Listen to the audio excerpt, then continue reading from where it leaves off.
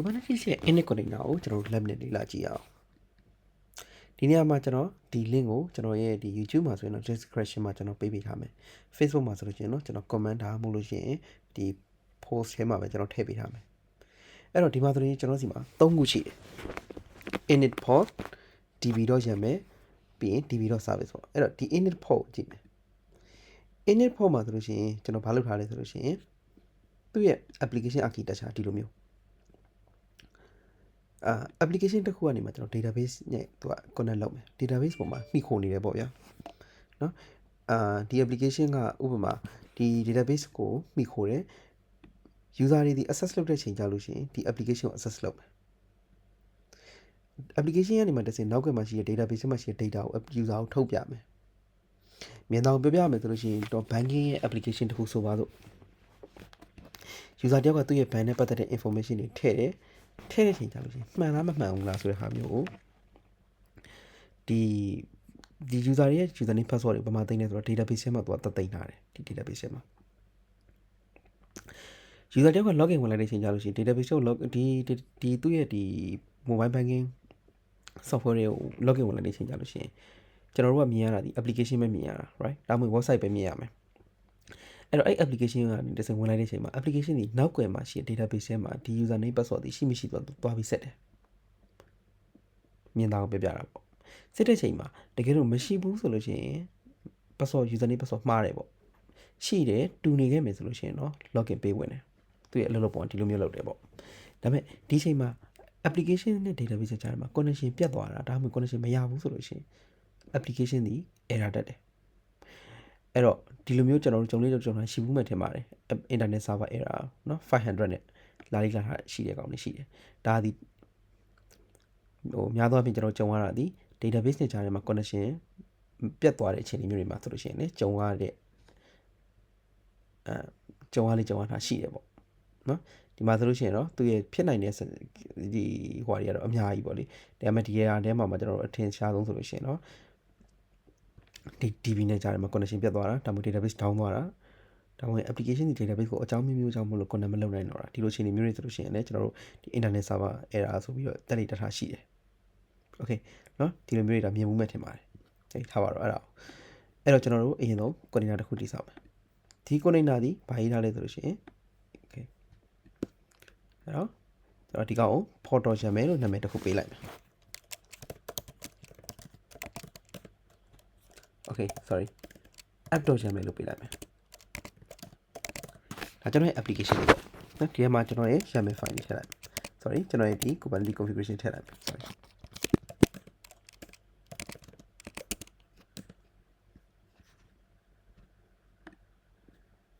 ဒီမှာဆိုလို့ရှိရင်သူ့ရဲ့အမျိုးအစားဒီ port name the app ဒီနေရာမှာကျွန်တော်တို့ဘာပါလာပြီလဲဆိုလို့ရှိရင် Kubernetes ရဲ့ init container ဆိုတာပါလာပြီဒါကိုသိကျင်တယ်ဆိုလို့ရှိရင်တော့ကျွန်တော်တို့ဒီမှာ init container Kubernetes လို့ရိုက်ချလိုက်လို့ရှိရင်ဒီမှာ init container ဆိုတာရှိလိမ့်မယ်သူ့ကိုဘယ်လိုရေးရတယ်ဆိုတဲ့ဟာမျိုးပေါ့နော် init container ကိုရေးရင်ဒီလိုပုံစံမျိုးရေးရတယ် sample ပေါ့သူ့ရဲ့နော် init container ဆိုတဲ့နာမည်နဲ့ရေးရတယ်ပြီး name ပြီး image အောက်မှာ command တွေပါထည့်ပေးပေါ့ဗျာအဲ့တော့ဒီမှာဆိုလို့ရှိရင်ကျွန်တော်ဘာလုပ်ထားလဲဆိုရင်သူပြောတဲ့အတိုင်းပဲ init container နာမည် name ကကြိုက်တဲ့နာမည်ပေးလို့ရတယ်ဒီမှာတော့ကျွန်တော် wait for mysql လို့ပေးထားတယ်အဲ့လိုမှမပေးချင်ဘူးဆိုလို့ရှိရင် sorry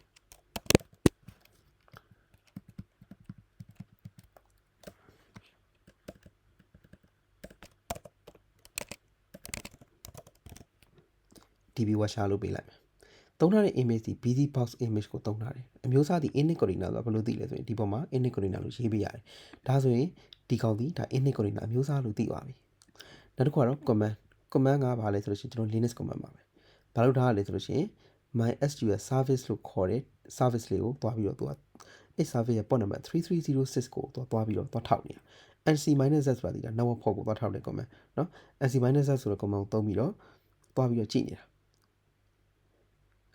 MySQL server ready မဖြစ်သေးဘူးဆိုလို့ရှိရင် sleep 2တဲ့နော် okay ထားပါတော့အဓိက MySQL server ready ဖြစ်တဲ့အချိန်ကိုသူတခုကိုစောင့်တယ် တေချာပေါင်းမဖြစ်သေးဘူးဆိုလို့ရှိရင်ဒီ init container ဒီ MySQL service ကို connect လုပ်လို့မရသေးသေး၍ဒီ Nginx ဆိုတဲ့ကျွန်တော်ရဲ့ website ကျွန်တော်ရဲ့ web server ကိုပေးပြီးတော့ web container ကိုပေးပြီးမတက်ဘူးကျွန်တော်ရှင်းပြခဲ့သလိုမျိုးပဲ init container ရဲ့အလုပ်လုပ်ပုံဒီအဲ့လိုမျိုးအလုပ်လုပ်တယ် database ready မဖြစ်ဘဲနဲ့ဒီ Nginx ကြီးတက်သွားမယ်ဆိုလို့ရှိရင်တစ်ဖက်မှာကို internet server error 500ပြန်နိုင်ဟာမျိုးတွေပါဖြစ်နိုင်တယ်ဒါကြောင့်မို့ကျွန်တော်ဒီ Nginx ကိုပေးမတက်ဘူးပေါ့ဒါကိုကြည့်အောင်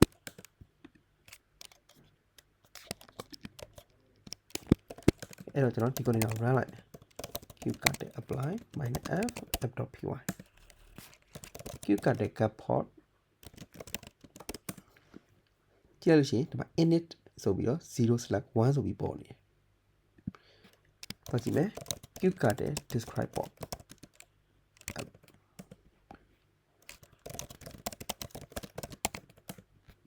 သွားကြည့်လိုက်လို့ရှိရင်ဒီမှာ container started container created busy box ကတော့လုံနေပြီ။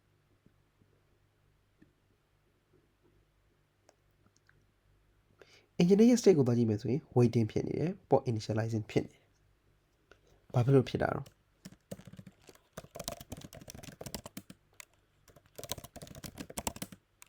sorry ကျွန်တော်ရဲ့ container ဒီဘာဖြစ်လို့ဖြစ်တာလဲဆိုလို့ရှိရင်ကျွန်တော်တို့ခုနကပြောထားသလိုပဲသူကဘယ်လိုလုပ်လဲဆိုလို့ရှိရင် MySQL service ကိုသွားပြီးတော့ကြည့်နေတာနော် MySQL service ဆိုတဲ့ဒီ DNS name ကိုမှသွားပြီးတော့သူက nc-z3306 အဲ့ DNS ရဲ့ port number MySQL service ရဲ့ port number 3306ကို connect လုပ်လို့မရမှချင်းသူဒီ engine ကိုပေးမတတ်ဘူးအဲ့ကျွန်တော်တို့ဒီမှာရှိလားဆိုမရှိသေးဘူးအဲ့ဒီဟာ okay နော် qcat cat port -w okay ဒီကောင်ကိုကျွန်တော်ဒီတိုင်းလေးလုပ်ထားခဲ့လိုက်မယ် cpanel 1ကိုဝင်မယ်အဲ့တော့ကျွန်တော် database container တစ်လုံး create လုပ်လိုက်မယ်အဲ့တော့ create လုပ်ဖို့တော့ကိုဒီမှာ db.yaml ဆိုတဲ့ file လေးရှိတယ်ဒါကတော့ကျွန်တော်ရိုးရှင်းပါပဲ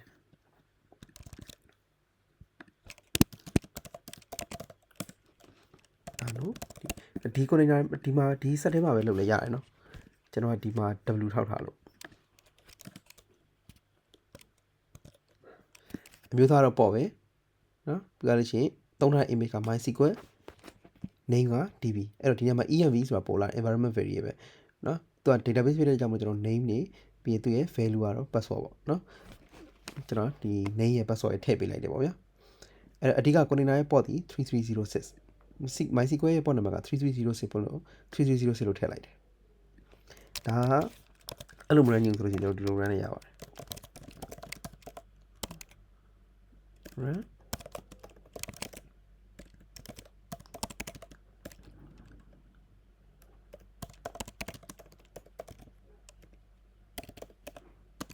နော်ဒီလိုမျိုးကျွန်တော် run လိုက်ရတာပဲကပေါ်လာကြည့်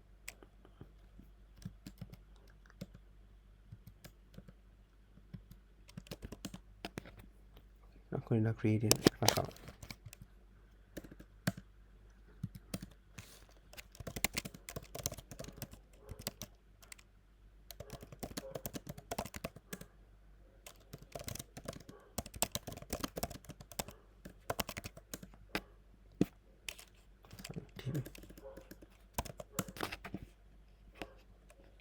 image ကတော့ pooling state ပဲရှိသေးတယ်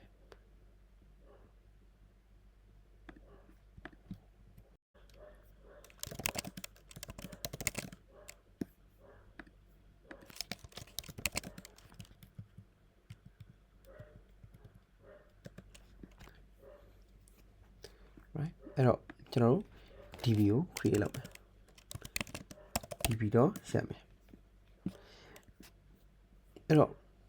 db.yaml ဆိုတဲ့ file လေးရှိပြီအထက်မှာဘာမှတော့မရှိသေးဘူးပေါ့အဲ့တော့ database ကိုကြည့်မယ်ဆိုလို့ရှိရင်ဒီမှာ db.yaml ဆိုတဲ့ file လေးရှိတယ်သုံးထားတာတော့ရိုးရှင်းရှင်းပါပဲကျွန်တော်ဒီလိုမျိုးဟိုထားပါတော့ qcat run db image က MySQL the dashboard ကသူရဲ့3306 driver client yaml ဒါဆိုရင် db.yaml ကိုကြည့်လိုက်လို့ရှိရင်သူရေးပြီးသား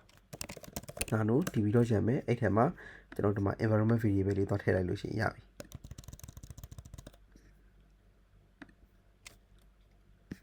ကိုနော်ကျွန်တော် name ရဲ့အောက်မှာ သူ့ရဲ့ username နဲ့ password ပေါ့နော်ဟုတ်ပါဘူး sorry သူ့ရဲ့ name ရဲ့ password value တွေနဲ့တင်ပြလိုက်တာ okay နော်ဒီတိုင်းပဲကျွန်တော်ထားလိုက်တော့မယ် q card တဲ့ apply -f db တော့ရှက်မယ်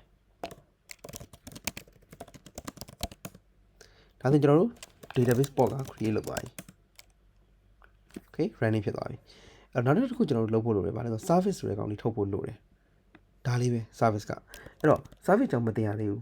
service ကြောင့်ကျွန်တော်မပြောပြရသေးဘူးဒါကြောင့်မလို့ service ကြောင့်ဒီကျွန်တော်မဖြစ်မနေပြောမယ်အကြောင်းအဖြစ်တဲ့ကြောင့်မလို့နောက် tutorial တွေမှာ service ကြောင့်ပြပြမယ်နော်အဲ့တော့ဒီမှာတော့ db service တော့ရှာမယ်လို့ပဲကျွန်တော်တို့ဒီတိုင်းလေးပဲလိုက်ပြီးတော့ကြည့်လိုက်ပါနော်အဲ့တော့ဒီမှာဆိုရင်ကျွန်တော်တို့မှာ file file ရှိတယ် db service တော့ရမယ်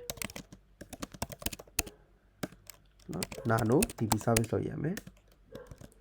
တက်ကြည့်လိုက်လို့ရှိရင်ဒါလေးပဲနော် name ဒီ mysql.service ဒါကိုပြောင်းလို့မရဘူးကျွန်တော်တို့နော်နောက်တစ်ခုက run က db selector ဆိုတာဘာလဲဆိုလို့ရှိရင်ဘယ်ပေါ့ကိုလဲပြောတာเนาะကျွန်တော်ရဲ့ပေါ့က db လို့ပေးထားတာဒါကြောင့်မလို့ db เนาะကျွန်တော်ပေါ့နေပြီ db q ကတဲ့ကပေါ့နေတော့ကြည့်လိုက်လို့ရှိရင်ကျွန်တော်ပေါ့နေပြီ db เนาะအဲ့တော့ okay q ကတဲ့ apply -f db service တော့ရှာမယ် q ကတဲ့ကပေါ့ okay အဲ့ဒါကျွန်တော်ရဲ့ဒီပေါ့ကိုကြည့်အောင်ဒီနေ့မှာခုနက db service ဆိုတဲ့ကောင်လေး service တွေတက်သွားပြီဆိုတာနဲ့ဘာဖြစ်သွားလဲဆိုတော့ port initializing ဖြစ်သွားပြီဟော running ဖြစ်သွားပြီကျွန်တော်ရဲ့ application လေးဘာကြောင့်လဲဆိုလို့ရှိရင်ကျွန်တော်ရဲ့ application ဒီနောက်ကွယ်မှာရှိတယ်ခုနကကျွန်တော်ပြောတယ်ဒီ database ကိုစောင့်နေတာနော်ကျွန်တော်ရဲ့ init container လေးဒီ database ကို sorry သွားပြီးကြည့်ပေးနေတာဒီ database ရဲ့ name ကဘာလဲဆိုလို့ရှိရင်ဒီ database မှာ service တစ်ခုထုတ်လိုက်တယ်sorry ကျွန်တော်မေ့ပါနော်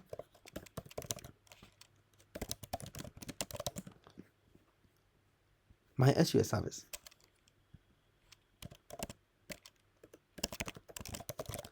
ဒီ service name ဒီ service ရဲ့ port number ဘယ်လောက်လဲဆိုတော့နောက်ကကျွန်တော်3306ကိုသူကအမြဲတမ်းတောက်လျှောက်စောင့်နေတာဒီ port ကို connect လုပ်လို့မရမချင်းသူဒီ application ကိုပေးမတတ်ဘူးဘာကြောင့်လဲဆိုတော့ database ကိုသူကdatabase ကို connect လုပ်လို့မရသေးတဲ့အတွက်ကြောင့်မလို့ application တက်သွားလို့ရှိရင် application ဒီ crash ဖြစ်သွားမှာပဲ crash ဖြစ်သွားမယ်သူက crash မဖြစ်ဘူးဆိုလို့ရှိရင်တော့မှ user တွေ connect လုပ်လို့ရမှာမဟုတ်ဘူးဒါကြောင့်မလို့သူဒီ database port ကိုစောင့်နေတက်မလာမချင်းကိုသူကပေးပြီးတော့ဒီ application ကိုပေးမ run ဘူးနောက်ဆုံး database လေး run သွားပြီဆိုတော့မှသူ connect လုပ်လို့ရပြီဆိုတော့မှ application ကိုသူ running လုပ် state ပြောင်းပေးလိုက်တယ် running state ပြောင်းပေးရမှာမဟုတ်ဘူး application ကိုပေး run လိုက်တယ်နော်အဲ့တော့ init container ဒီလိုအခြေအနေမျိုးတွေမှာသုံးတယ်ပေါ့ဒါကတော့ကျွန်တော် init container ကို lab နဲ့စမ်းပြတာပါဒီမှာရှိတယ်ဒီမှာကျွန်တော်သုံးရတဲ့တချို့ service ဆိုတဲ့အကြောင်းတွေဒီနောက်ထပ် tutorials တွေမှာကျွန်တော်ဆက်ပြီးပြပြပါမယ်